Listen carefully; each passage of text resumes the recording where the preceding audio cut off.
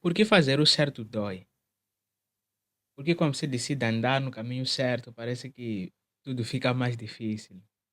Você percebe que perde oportunidades, perde pessoas, perde vantagem, enquanto e quem faz errado parece estar a avançar. Eu acredito que em algum momento da sua vida você já sentiu isso, eu também já senti, e a resposta, na verdade, sempre está na Bíblia. E eu quero dizer que se você sentiu isso, na verdade você não está sozinho. Essa dor é real. E a Bíblia mostra tipo, e confirma isso. No livro de Salmos 73, Asaf começa a se questionar exatamente isso. Ele olha para os ímpios e vê que eles prosperam, vivem sem preocupação, enriquecem e parecem não sofrer consequências com isso.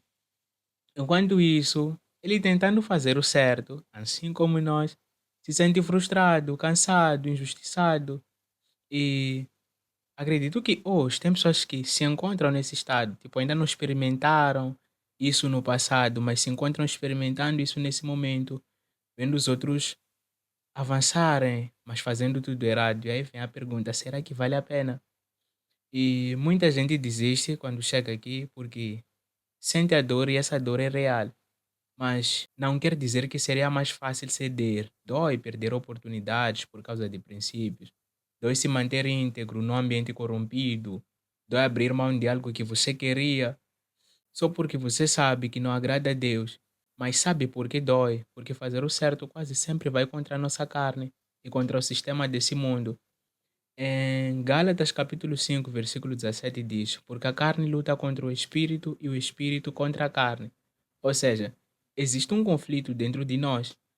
E quando nós escolhemos fazer o certo, nós estamos a vencer a nós mesmos. Porque o nosso querer é aquilo que está errado. E isso nunca é fácil, mas tem um outro motivo. Fazer o certo dói. Porque nem sempre traz recompensa imediata, o errado dá resultado rápido, o certo constrói no longo prazo. E a gente vive numa geração imediatista que quer escolher hoje o que ainda está sendo plantado. Livro de Gálatas, capítulo 6 versículo 9 diz: e não nos cansemos de fazer o bem, porque a seu tempo ceifaremos, se não desfalecermos. Existe um tempo, e esse tempo não é o seu, é o tempo de Deus. E aqui vai algo muito importante. Nós temos que entender que fazer o certo não significa que nós não vamos sofrer. Jesus foi o único que nunca pecou e mesmo assim foi rejeitado, humilhado e crucificado. Na primeira carta de Pedro, capítulo 2, versículo 21, a Bíblia diz: Cristo sofreu por vós, deixando-vos exemplo para que sigais as suas pisadas. Ou seja, o caminho certo não é o mais confortável, é o mais alinhado com Deus e isso muda tudo. Em alguns momentos eu tenho dito livro ou carta, mas é a mesma coisa. Bom, porque quando você começa a entender isso, você para de medir sua vida com resultado imediato e começa a medir com fidelidade. Começa a deixar as comparações de lado. E demais, quem faz o errado pode até parecer que está ganhando, como eu sempre digo, mas você não vê o final da história. Em Salmo 73, continua. E Asaf diz que quando entrou na presença de Deus, ele entendeu o destino deles. Tudo aquilo que parecia sucesso era passageiro, era instável, era vazio, enquanto o que vem de Deus é eterno. Então, sim, fazer o certo dói, mas nós vamos escolher o resultado de fazer o certo. O errado sempre cobra um preço muito maior depois. O certo dói agora, o errado dói depois. O certo exige disciplina, o errado exige consequências. E aqui vai uma verdade que nós precisamos guardar. Deus não nos chamou para viver uma vida fácil, Ele nos chamou para viver uma vida fiel. E fidelidade nós sabemos que é um dos atributos de Deus.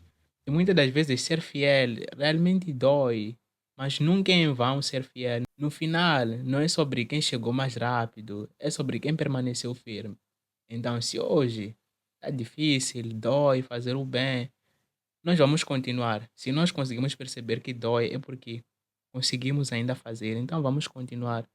Não vamos negociar nossos princípios, não vamos abrir mão da verdade, não vamos desistir por causa da dor. Deus vê, Deus honra, e no tempo certo Deus vai nos recompensar. Acredito que essa passagem sobre Asaf, em algum momento chega numa hora bem oportuna. para alguém que se encontra nessa dúvida, se encontra passando por uma situação assim mesmo difícil. Então, recomendo muito a leitura do livro de Salmos, capítulo 100, desculpa, Salmos, capítulo 73, que vai nos ajudar de alguma forma a compreender.